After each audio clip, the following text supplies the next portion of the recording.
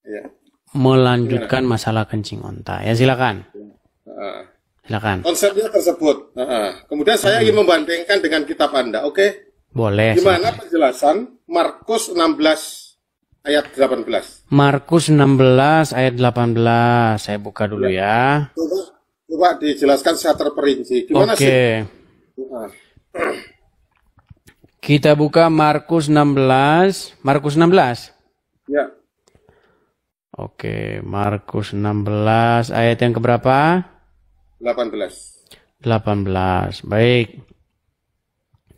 Markus 16 ayat 18. Mereka akan memegang ular dan sekalipun mereka minum racun maut, mereka tidak akan mendapat celaka. Mereka akan meletakkan tangannya atas orang sakit dan orang sakit itu akan sembuh. Apa pertanyaanmu? Ya. Kalau kita disuruh minum disuruh minum kencing, saya siap kencing unta, saya siap. Tapi gimana penjelasan ayat tersebut sehingga Anda sering kadang menyerang saya lewat lewat hadis tersebut. Maka saya tolong kok menyerang sih? Sebentar. Kenapa kamu mengatakan bahwa saya menyerang sementara itu perintah Muhammad? Itu bukan perintah. Itu hadis. Bukan perintah. Saudara-saudara. Kamu pernah baca hadisnya enggak? Coba, gini, sebentar. Tenang. Jangan boros bicara, tenang. Ya. Kamu bilang bukan perintah. Kamu pernah baca hadisnya? Yes, kita kan sering bicara bareng-bareng. Ditanya pernah baca hadisnya? Apakah Anda pernah membaca hadisnya? Kita sama-sama pernah membahas di sini, Saudara Edis. Oke, Markus saja, jelaskan itu. Aduh. Kita komparasi. Ini makanya saya bilang, di situ jelas-jelas Muhammad memerintahkan, Basori. Ada orang-orang dari suku Okal dan Uranah. Ya. Mereka itu mengalami demam, mengalami sakit. Oke? Ya. Datanglah mereka itu ke Madinah. Ya. Menemui Muhammad yang ada di situ. Betul. Kemudian disuruh minum. Iya, kok kamu bilang tidak disuruh? Disuruh. Muhammad memerintahkan supaya mereka meminum susu onta dan juga meminum kencing onta.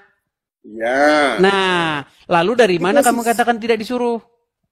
Posisinya pada saat seperti itu ada orang sakit datang kepada Rasulullah. Iya, artinya sesuai dengan sunnah Rasul. Tenang dulu lagi bicara. Sesuai dengan sunnah Rasul, jikalau seorang muslim mengalami sakit, maka demam. Udah dibilang demam kok. Sakit demam. Iya, jikalau seorang muslim sakit demam, maka sesuai dengan perintah Muhammad, minum kencing onta, betul? Sesuai hadis itu minum kencing onta. Iya, minum kencing onta. Nah, sekarang kamu saya tanya. Sekarang, kalau orang muslim sakit demam, kenapa nggak minum kencing onta? Karena onta tidak ada di Indonesia. Kata siapa? Ada di Ragunan. Nimpor dari... Sebentar, dengar, tenang. Kurma dulu. Tenang. Kalau ada... ini saya lagi ngomong, kamu nggak bisa tenang. Tadi apa turunkan bahaya. Bukan berarti tidak ada di Indonesia. Itu jadi alasan seseorang tidak mengkonsumsinya. Saya kasih contoh. Durian hidup nggak di Kanada? Tumbuh nggak durian di Kanada? Kayaknya nggak ada. Nggak tumbuh. Tetapi orang di Kanada bisa nggak makan durian? Bisa, ngimpor. Nah, makanya saya katakan sama kamu, walaupun lagi ngomong juga lagi. Dengar dulu, orang lagi ngomong. Perhatikan. Jadi, sesuai dengan sunnah Rasul, maka Indonesia harus mengimpor kencing onta dari Arab, ditaruh di rumah sakit Islam. Paham? Kalau demam sesuai dengan anjuran Rasul, minum kencing onta. Betul? Betul. Nah sekarang, apakah umat muslim melaksanakan sunnah itu? Karena sunnah tersebut karena sehubungan di Indonesia juga kenapa harus ngimpor? Karena alternatif, karena obat tersebut adalah alternatif. Apakah semua hal tersebut juga harus kita ikuti? Ya sudah, coba tunjuk siapa yang sakit kepada Muhammad disuruh selain dari minum kencing onta. Mana? Aku tanya Markus dulu. Nah. Dengar. Kalau dengar ya, tenang. Markus. Ini Markus ini. Yang saya katakan Markus, kan tempat lintas, aku sudah kamu korek kemana-kemana. Dengar dulu, nanti kita ke Markusnya sebentar. Nih, saya ini kan mempelajari. Basori, saya ini kan mempelajari agama Islam. Oke? Habis nanti dikira turun saya. Nah, kabur dia, mau lari dia kan. Kalau habis saya dikira turun nanti. Apanya yang habis? Baterainya habis dikira ya, turun. Ya sambil dicas, saya tunggu. Ya, ini bahaya ini, kabur dikira. Etis saja kok kabur. Tunggu, nekat yang nyata ini peminum kencing ontak nih. Baik, Basori, dengarkan ya Basori ya. Gini, Markus, ayo minum racun aja. Baik, begini Basori, dengarkan. Pertama-tama. Minum racun biar sembuh. Ayo, sudah. Minum racun biar sembuh dari mana? Impor, ayo. Kalau enggak ada, memang nekat yang nyata. Minum racun biar sehat, racun ular ya. Basori, biar sehat. Tenang. Biar sehat minum racun ya. Di mana dalilnya sehat. Biar senang minum racun? Di mana dalilnya? Ini baca itu, Coba itu. Kamu yang baca. Kamu yang baca. Enggak, kamu baca aja. Jelaskan itu. Kok saya yang baca? Kamu yang mengajukan tuduhan, kok saya yang baca? Enggak, saya mengajukan tuduhan. Coba jelaskan itu aja. Kamu yang mengajukan gugatan kepada saya. Kamu yang mengajukan tuduhan. Saya nggak mengajukan gugatan. Kamu yang mengajukan persoalan kepada saya. Kok jadi saya yang baca? Jadi saya mau tanya keterangan masalah seperti ini. Saya komparasikan pertanyaan Anda masalah kencing onta. Anda sudah menguliti saya tentang kencing onta, kemudian aku tanya keterangan seperti itu, coba jelaskan. Tetapi masalahnya Anda tidak ngaku. Apa yang tidak ngaku? Saya berarti kalau saya sakit demam, saya minum kencing onta. Berarti Anda setuju kalau seluruh umat Muslim? Kenapa? Anda setuju seluruh umat Muslim kalau sakit minum kencing onta? Ya memang pilihan toh, kalau sakit kan pilihan. Memang kamu ini standar ganda. Wah, Yesus itu tidak menikah, kamu juga menikah. Kenapa kamu nggak ngitung Yesus? Kami itu standar ganda juga. Ayo. Baik, ayo. Muhammad tinggal di mana? Ayo. Muhammad tinggal di mana? Nggak gitu. Yesus itu tidak menikah. Muhammad tinggal di mana? Terus kami itu nggak. Sebentar, saya tanya dulu, Muhammad tinggal di mana? Muhammad tinggal di mana? Tinggal di Arab. Kenapa kamu nggak tinggal di Arab sana? Ikutin Muhammad. Ya makanya jawab Markus itu. Nekat yang nyata. Sesuatu yang tidak diperintahkan berarti itu bukan untuk wajib dicontoh, bukan wajib ditiru. Sebagai contoh, misalnya, kalau Yesus tidak, saya lagi bicara, ini ngomong terus. Bolehkah saya bicara? Boleh? Boleh. Baik. Yesus di dalam Bible tidak menikah.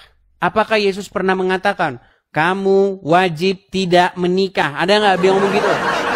Ada nggak?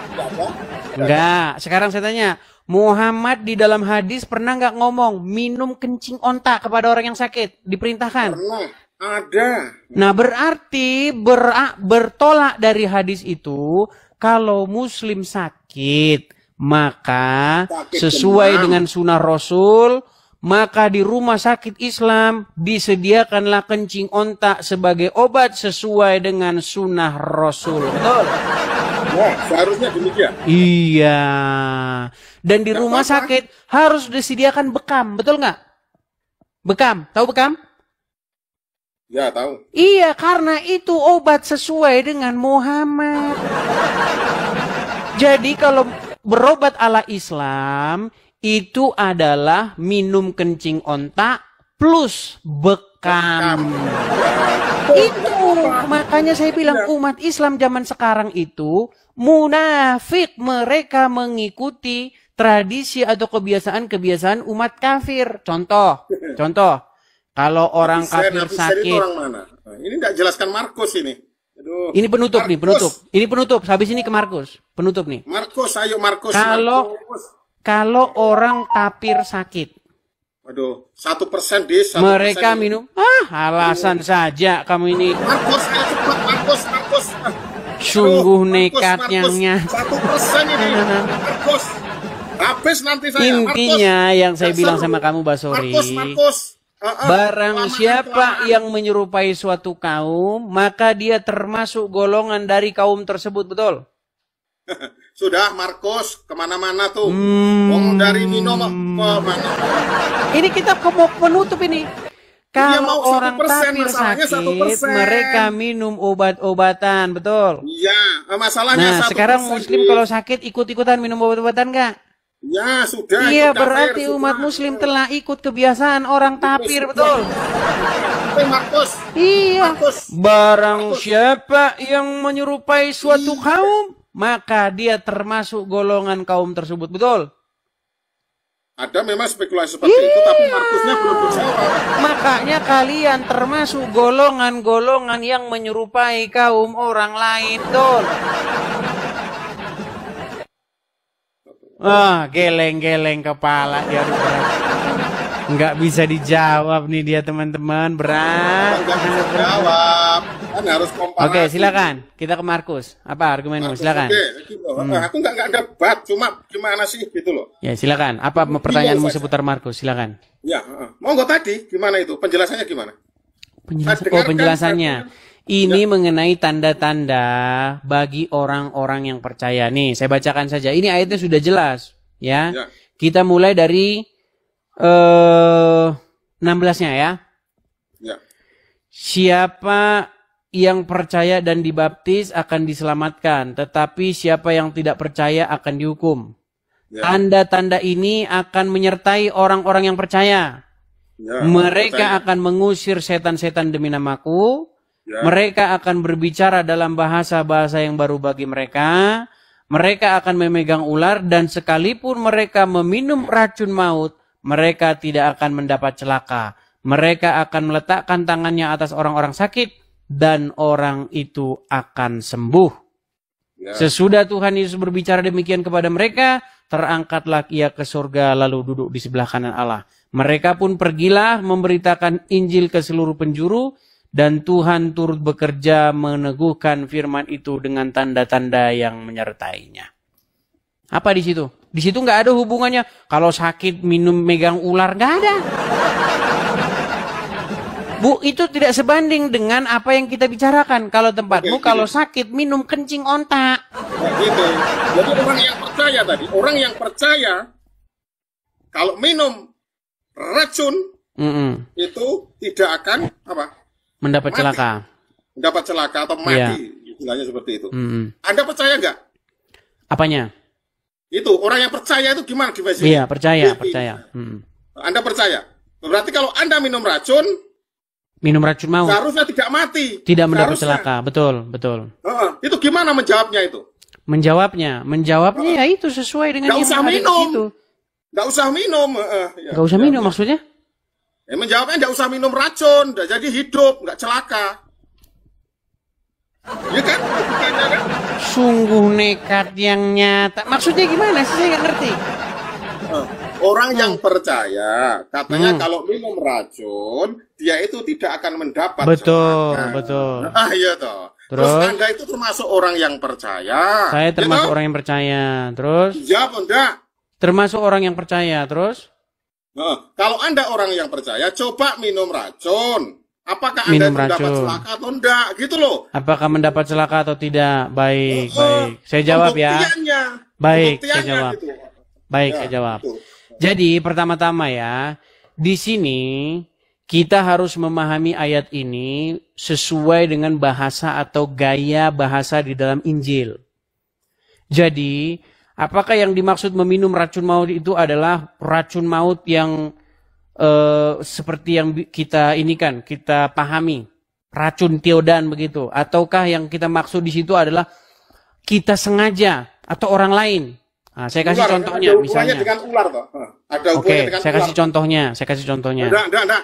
Ini tadi kan ada hubungannya dengan ular, ada ayat tadi yang masalah ular. Betul, Ya, betul. Saya kasih sebenarnya contohnya ya. Pada konteks seperti itu, sebenarnya penjelasannya racun ular sebenarnya seperti itu. Baik, Ya, baik. Ya. Ya terserah lah. Kalau kamu bilang racun ular tidak apa-apa ya. Perhatikan ya. Baca Saya ayat itu, akan Modis, nanti kalau mati jangan dibilang saya kabur ya. kabur berarti kamu. Perhatikan. Harus Saya akan hidup ya, tunjukkan salah satu contoh. Perhatikan, saya balik kamera saya. Oke. Saya balik kamera saya. Kita buka Kisah Para Rasul pasal yang ke-28 ya. Oke, apakah ini terjadi kepada orang percaya? Perhatikan. Ini Rasul Paulus di Malta ya. Setelah kami tiba dengan selamat di pantai, barulah kami tahu bahwa daratan itu adalah Pulau Malta. Penduduk pulau itu sangat ramah terhadap kami. Mereka menyalakan api besar dan mengajak kami semua ke situ karena telah mulai hujan dan hawanya dingin. Ketika Paulus memungut seberkas ranting-ranting dan meletakkannya di atas api, keluarlah seekor ular beludak karena panasnya api itu, lalu menggigit tangannya. Ketika orang-orang itu melihat ular itu terpaut pada tangan Paulus, mereka berkata, seorang kepada yang lain, orang ini sudah pasti seorang pembunuh, sebab sekalipun ia telah luput dari laut, ia tidak dibiarkan hidup oleh Dewi Keadilan. Tetapi Paulus mengebaskan ular itu ke dalam api, dan ia sama sekali tidak menderita sesuatu. Dan mereka menyangka bahwa ia akan bengkak atau akan mati, rebah seketika itu juga. Tetapi sesudah lama menanti-nanti, mereka melihat bahwa tidak ada apa-apa yang terjadi padanya. Maka sebaliknya mereka berpendapat bahwa ia seorang dewa. Nah, jadi tadi kan ada di situ tanda-tanda orang-orang yang percaya. Satu, mereka sekalipun mereka minum racun maut tidak akan celaka. Sekalipun mereka memegang ular tidak akan celaka. Sekalipun mereka ditimpa apa segala macam mereka tidak akan celaka. Tetapi di sini Paulus yang dipagut oleh ular, dia tidak menderita apa-apa. Ini tanda bahwa yang dikatakan Yesus itu benar. Oke, saya bisa tanya sekali lagi sama kamu. Saya bisa tanya nggak? Boleh, tapi masalah ini loh. Baik, ada satu hadis. Masalah ini dikelarin dulu. Yang belum kelar mana lagi? Yang mana? Ini. Akan tanya, Anda kan orang percaya. Aku cuma simpel itu aja. Ya. Ayo, silakan. Tensinya diturunkan. Baik, silakan. Anda orang percaya. Silakan. Nah, gini aja daripada ribet-ribet gini. Racun maut itu yang dimaksud itu apa? Apakah itu filsafat? Ya, bisa jadi itu racun dalam bentuk racun sungguhan. Ini ayat loh ya, bukan hadis. Ayat. Kamu nanya kepada saya ngomong kamu ngoceh terus. Bisakah saya bicara? Ya, belum selesai. Silakan. Ini ayat, bukan hadis. Hadis. Ini ayat. Termaktub di situ. Racun maut yang dimaksud di situ itu apa? Ya, bisa saja itu racun. Barang siapa yang nanya, saya ngomong. Udah coba selesai dulu bicaranya. Oke. Belum selesai, Dis. Allah. Kalau minum racun tidak akan celaka. Sekarang. Terus pembuktian secara nyata kan Anda orang percaya. Berarti seharusnya karena Anda itu orang percaya, kalau Anda itu minum racun maut, gitu. Anda itu tidak mati, Dis. Gitu loh. Ini logikanya, gitu loh. Terus keterangannya gimana? Jawabmu. Jangan kemana-mana ayat yang lain, gitu loh maksud saya. Sudah? Ya, monggo. Baik. Tadi sudah saya jawab, Basori. Itu bisa saja yang dimaksud di situ racun sungguhan. Bisa saja di situ juga sebagai ungkapan bahwa kamu aja lah yang ngomong lah, saya lagi ngomong. Enggak, maaf, Des. Ini sungguh nekatnya orang lagi ngomong. Sabar. Udah, sekarang gini saja. Saya sudah menjelaskan panjang lebar. Sekarang saya tanya hal yang sama, boleh? Boleh, monggo. Baik. Jadi, sehubungan dengan racun-racunan ini, pernah dengar hadis, Muhammad pernah berkata, barang siapa yang makan 7 butir kurma ajwa, maka dia tidak akan kena racun atau sihir, betul? Saya belum mendengar ya. Belum mendengar. Baik. Saya tunjukkan kamu hadisnya. Memang saya sudah pernah bilang teman-teman, alasan seseorang Islam adalah karena dia tidak mengerti agama Islam. Perhatikan. Kamu disuruh minum racun aja nggak berani loh. Itu kan bukan diminum betulan. Maksudnya bukan sengaja diminum. Gimana? Berarti ayatnya keliru dong. Loh, itu ayatnya. jangan balik-balik ke sana. Tadi saya sudah jelaskan. Berarti keok. Sudah. Apakah? Gitu, baik, kamu mau balik lagi ya? Kamu mau balik lagi? Saya balik lagi ke sini. Saya balik lagi ke sini. Dulu kalau gitu sudah nggak kelar ini. Nah, kalau kamu kamu tukang lompat-lompat. Nah, ini sudah mau lompat kamu kemana? Dengar. Aku Di itu dalam pengen tahu, Dalam Bible tepat. itu kita itu harus membaca Bible itu secara keseluruhan. Enggak gitu, Dis. Walaupun di situ ayat itu sudah jelas dikatakan 5 kata. barang Ayat siapa tersebut yang sudah jelas walaupun dia dikatakan. minum racun maut tidak akan celaka, Ya. walaupun dia memegang ular dia tidak akan celaka. Bukan dalam pengertian lalu kita mencobai Tuhan. Sama seperti ketika Yesus dicobai di padang gurun. Jika engkau anak Allah, jatuhkanlah dirimu ke bawah. Sebab ada tertulis, malaikat-malaikatnya Tuhan akan mengutus malaikat-malaikatnya untuk menatang engkau, sehingga engkau tidak terantuk kepada batu. Tetapi apa kata Yesus? Ada juga tertulis, jangan engkau mencobai Tuhan Allahmu. Jadi, merujuk kepada yang terjadi kepada Paulus. Apakah Paulus sengaja megang-megang ular itu lalu ditempel-tempelkan biar dipatok? Biar tes-tes ilmu begitu? Tidak. Harusnya begini. Tetap tenang, saya lagi bicara, tenang. Artinya begini, sesuatu itu bukan dicoba-coba atau disengaja. Ya, misal ada seseorang memberitakan Injil ke sebuah pedalaman Afrika misalnya. Lalu penduduk negeri itu tidak suka, lalu meracun mereka. Lalu mereka tetap dalam lindungan Tuhan, mereka tidak mendapat celaka. Nah, misalnya seperti itu. Bagus ya. Itu artinya tidak sengaja diminum. Oh nih, saya kebal nih. Minum racun. Bukan begitu. Nah, sekarang saya balik ke kamu nih. Sekarang saya balikin ke kamu. Ya. Di sini, perhatikan. Dalam sebuah hadis Bukhari. Lompat. Barang. Loh, saya kan mau nanya hal yang sama. Kabur. Walau burung beo yang tak sadar beku, bangga sampai mati, hafal tanpa ngerti. Matahari masuk lumpur, mani keluar dari sumbi. Embak ini anak angkat, babi haram babu halal. Halo